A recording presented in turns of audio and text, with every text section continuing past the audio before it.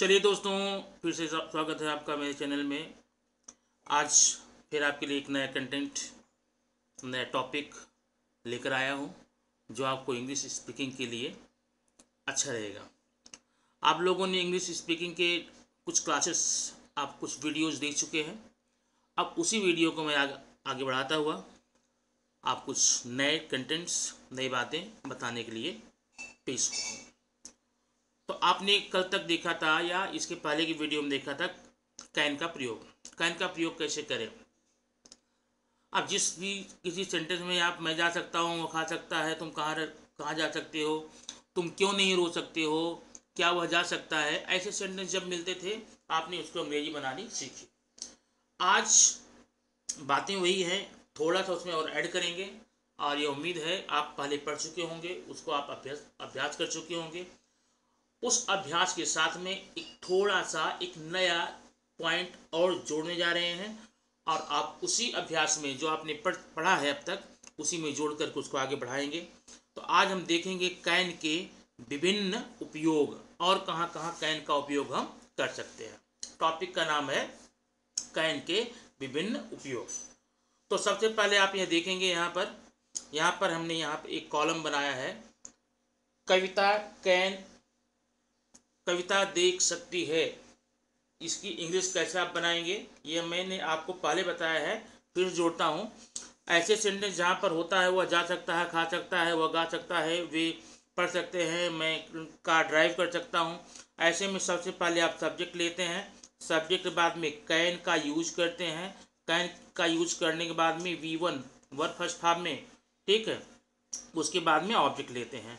अब इसका अगर इंग्लिश हम देखें तो हमें क्या मिलेगा, कविता, कविता कैन। अब वर्ब है देखना सी, यहाँ पर कोई ऑब्जेक्ट है नहीं इसलिए यहाँ पर रख देंगे हम सी, कविता कैन सी। अब इसी सेंटेंस को आपने जो देखा, कविता कैन सी, कविता देख सकती है, इसी को आपने कभी कभी यह देखा होगा, कविता को देखा जा सकता है। अभी यहाँ पर कविता देख सकती है और दूसरा जो सेंटेंस मैंने बोला है वह है कविता को देखा जा सकता है। दोनों में फर्क क्या है? फर्क ये है, पहले सेंटेंस में कविता को एज ए सब्जेक्ट लिया गया है। कविता यहाँ पर बोल रही है, काम करने का काम कविता कर रही है, कविता डूअर है। लेकिन दूसरे सेंटेंस में क्या है, कविता को देखा जा सकता है, मीन्स यहाँ पर डूअर कविता नहीं है, कविता एक्शन में नहीं है, कविता यहाँ पर पैसिव है, कविता यहाँ पर कोई भी काम नहीं कर रही है, बल्कि कविता को कोई और देख रहा होगा, कोई और देख रहा है, उसको मैं बोल सकता हूँ कविता को देखा जा सकता है। ऐसे कविता देख सकती है, कविता को देखा जा सकता है। अब ऐसे ढेर सारे सेंटेंस आप बनाइए, अब बनाकर उसका नियम जो यहाँ बताया जा रहा है उसका उपयोग करके, ढेर सारा प्रयोग करके नए नए सेंटेंस बना करके धड़ल्ले से बिंदास बोलने का अभ्यास कीजिए। अब देखिए, कविता यहाँ पर है, कविता कैन, कविता देख सकती है, तो उसका आपने लिखा था क्या, सब्जेक्ट लिया है, कैन लिया है, V1 लिया है, प्लस ऑब्जेक्ट लिया है, कविता कैन सी। लेकिन अगर इसी को मैं पैसिव वॉइस में कर दूं, वैसे मैं ग्रामर का यहाँ पर जिक्र नहीं करना चाहता था, लेकिन ये पैसिव वॉइस में अगला पोर्शन हो जाता है। ऐसे सेंटेंस बनाइए, कविता को देखा जा सकता है, गाना गाया जा सकता है, कुत्ते को भगाया जा सकता है, ठीक ना। तो जब आ गया कविता को देखा जा सकता है, कविता यहाँ पर अब एक्टिव नहीं है बल्कि कविता पैसिव है, तो ऐसे में कविता को हम ऑब्जेक्ट मानेंगे। यहाँ पर लिखिए ऑब्जेक्ट प्लस कैन बी, ध्यान देना वहाँ पर आपने लिखा था कैन, यहाँ पर लिखेंगे कैन बी और वर्ब को यहाँ पर थर्ड में रखिए, ठीक है। कविता, कविता कैन बी सीन, ये देखिए मैं यहाँ लिखता हूँ कविता कैन बी सीन। अब अगर यहाँ पर कभी कभार मिल जाए कविता को मेरे द्वारा देखा जा सकता है, उनके द्वारा देखा जा सकता है, तो by me, by him, by her, ऐसा आप यहाँ लगा सकते हैं, लेकिन मैं यहाँ नहीं लगा रहा हूँ क्योंकि यहाँ पर कविता को देखा जा सकता है किसके द्वारा यह नहीं दिया गया है, इसलिए कविता कैन बी सीन, ठीक है। पहला सेंटेंस आपका था कविता कैन सी, कविता देख सकती है। दूसरे में लिखा है आपने कविता को देखा जा सकता है, माने कविता कैन बी सीन। तो इसको और अच्छे समझने के लिए हम कुछ यहाँ पर एग्जाम्पल आपको देते हैं, एग्जाम्पल बताएंगे भी आपको, और आप भी थोड़ा अपने मन में रिपीट करके देखिए क्या मैं जो बता रहा हूँ वो आंसर आपके दिमाग में है। पहला है मैं बुला सकता हूँ। अब मैं बुला सकता हूँ, यहाँ पर मैं क्या है, करता है, सब्जेक्ट है, क्या हो जाएगा, I, helping verb can, I can call, I can call, हो गया ना। और लेकिन अगर इसी सेंटेंस को मैं इस तरह से लिखूं, मुझे बुलाया जा सकता है, ध्यान देना फिर यहाँ पर, वहां पर मैं जो वर्ड है वह सब्जेक्ट है, करता है, डूअर है, एक्टर है, लेकिन इसमें जो मुझे वर्ड है वो एक्टर नहीं है, ठीक ना। ऐसे सेंटेंस जिसमें स्टार्टिंग में एक्टर नहीं होते हैं, कुछ और वर्ड रखते हैं, पैसिव वर्ड रखते हैं, मतलब जो वर्ड एक्टिव ना हो, जो एक्टर ना हो, उन्हें हम पैसिव वर्ड बोलते हैं।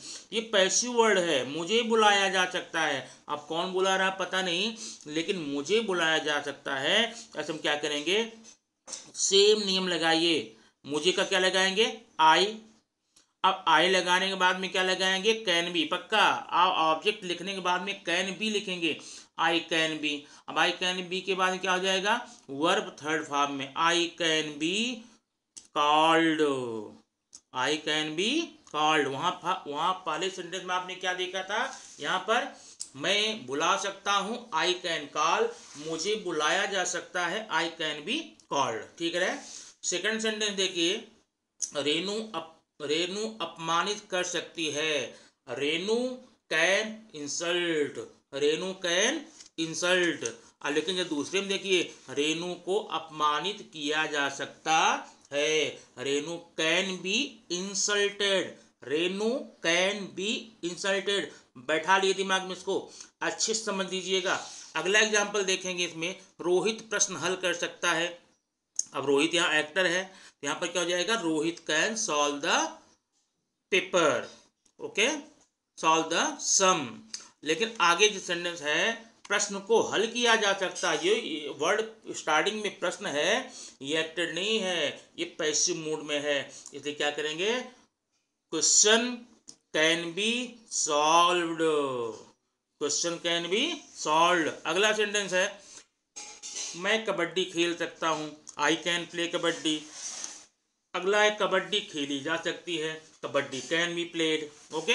अगला है, लड़कियां गाना गा सकती हैं, girls can sing a song, गाना गाया जा सकता है, गाना गाया जा सकता है, सॉन्ग कैन बी संग।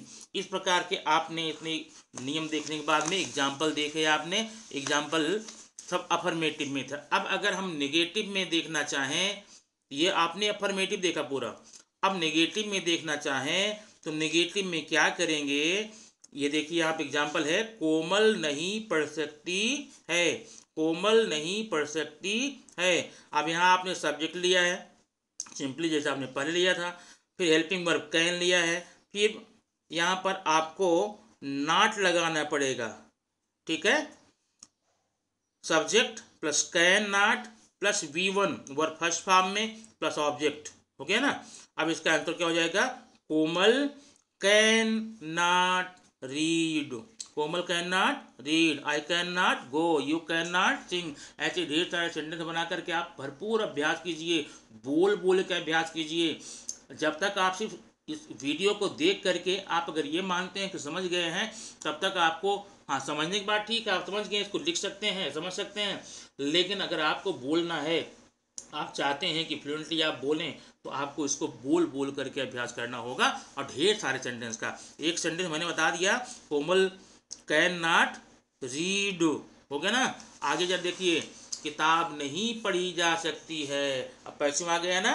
इसमें देखिए ऑब्जेक्ट आपने पहले लिया है, फिर कैन लेंगे, ध्यान दीजिए, कैन भी नहीं, कैन लेंगे, कैन के बाद नॉट लगाएंगे, फिर भी लगाएंगे, नॉट को कैन बी के बीच में डालिए, ठीक, उसके बाद में वर्ब थर्ड में ले लीजिए, ठीक हो गया। Book can not B red, book can not B red. जरा आप कुछ और एग्जाम्पल देखिए नेगेटिव के। पहला है, रोहित पत्र नहीं लिख सकता है, Rohit can not write letter, पत्र नहीं लिखा जा सकता है, letter can not be written. पहले में subject plus can not plus V1 है, Rohit can not write a letter. दूसरे में है letter can not be written. ध्यान दीजिएगा। आप तीसरा सेंटेंस, पापा किताब नहीं ला सकते हैं, पापा can not bring the book. अगला है किताब नहीं लाई जा सकती है, book can not be brought. Okay, book can not be brought. अगला सेंटेंस देखिए, मम्मी खाना नहीं बना सकती है, mummy can not cook, mummy can not cook. अगला है खाना नहीं बनाया जा सकता है, ठीक ना, food it can not be cooked. अगला है शेर घास नहीं खा सकता है, lion can not eat the grass. घास नहीं खाई जा सकती है, grass can not be eaten. तो ये आपका अफर्मेटिव और नेगेटिव के कुछ एग्जाम्पल आपने देखे हैं। अब हम देखेंगे इंट्रोगेटिव सेंटेंस में कैसे करेंगे। अब इंट्रोगेटिव सेंटेंस में आप जानते हैं कि दो प्रकार का कई बार मैं चर्चा कर चुका हूँ। एक होता है यस नो टाइप और एक होता है WH type. Yes no type मतलब जिसके आंसर यस या नो में दिए जा सकें। और आपने ये भी देखा होगा यस नो टाइप क्वेश्चन हमेशा हेल्पिंग वर्ब से ही शुरू होता है। तो आप यहाँ पर देखिए पहले यस टाइप में, क्या तुम पत्र लिख सकते हो, बराबर है, क्या तुम पत्र लिख सकते हो। तो यह यस नो टाइप का क्वेश्चन है। इसका नियम देखिए, सबसे पहले आपने हेल्पिंग वर्ब लिया कैन, कैन के बाद में subject plus V1 verb first में plus object plus question mark के है। इसका आंसर क्या होगा, can you write a letter. Okay, can you write a letter. लेकिन अगर इसी को हम इस प्रकार रखें जो पैसिव मोड में हो, क्या पत्र लिखा जा सकता है। अब इसका आंसर कैसे लिखेंगे, सबसे पहले हेल्पिंग वर्ब कैन लीजिए, ठीक ना, कैन के बाद में ऑब्जेक्ट कैन अ लेटर, फिर बी, ध्यान देना कैन और बी के बीच में ऑब्जेक्ट रखा गया है, ठीक है ना, can a letter be verb third में written, can letter be written. इस प्रकार से क्या गाना गाया जा सकता है, कैन ए सॉन्ग बी संग। ऐसे ढेर सारे सेंटेंस बनाइए, उसका अभ्यास कीजिए, ठीक है। अब एक लास्ट पॉइंट आपका है जिसे हम WH टाइप कहते हैं। यहाँ पर देखिए दिया गया है, रीना क्या देख सकती है। इसका आंसर आप यस या नो में नहीं दे सकते हैं। इसका नियम देखिए, सबसे पहले WH वर्ड लगाएंगे, फिर यस नो टाइप का पूरा नियम, WH plus can plus subject plus V1 plus object. Reena क्या देख सकती है, व्हाट कैन रीना सी, और what can Reena watch.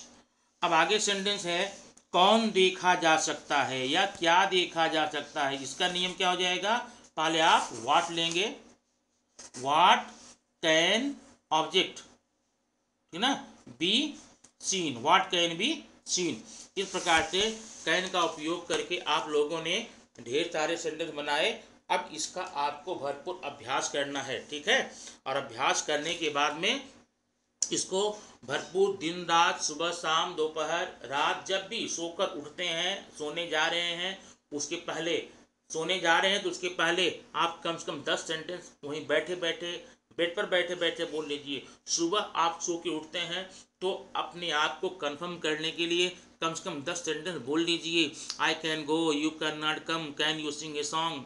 Okay, और एक्टिव और पैसिव मतलब एक में है पहचान, इसकी ध्यान रखिए। आप एक्टिव पैसिव क्यों जाएंगे, मैं खाना खा सकता हूँ एक सेंटेंस ये है, दूसरे में जा सकता है, खाना खाया जा सकता है, वह पढ़ा जा सकता है, वो गिना जा सकता है, उसे बुलाया जा सकता है, उसे डांटा जा सकता है। ऐसे सारे सेंटेंस बना बना के आप अभ्यास करिए, ठीक ना। अभ्यास से ही विद्या का संचय संभव होता है, अभ्यास से ही आप इसमें सफलता प्राप्त कर सकते हैं। अब इसी संबंधित अगले वीडियो को लेकर के हम आपके पास आए, उसके पहले आप इस चीज़ को अच्छे से कंफर्म किए रहेंगे, ऐसी उम्मीद मैं करता हूं। और आप कर सकते हैं, मुझे पता है, क्योंकि आपके पास भरपूर टाइम भी है और कहीं नहीं, न तो बाहर जाना है, न दोस्तों के यहाँ जाना है, न अपने रिलेटिव के यहाँ जाना है, तो टाइम ही टाइम है। इस टाइम का भरपूर उपयोग कीजिए, उपयोग करके इंग्लिश स्पीकिंग का कोर्स आप पूरा कर लीजिए, जो कि आपको लाइफ टाइम काम आने वाला है। और अगर आपको ये वीडियो अच्छे समझ में आता है, अच्छा लगता है, इसको आप लाइक कीजिए, शेयर कीजिए और अपना कमेंट दीजिए। और शेयर करते समय आप मेंशन कीजिए कि आपके फ्रेंड्स भी उस वीडियो को पढ़ने के बाद में लाइक, शेयर एंड सब्सक्राइब करें। अगले वीडियो तक के लिए थैंक यू।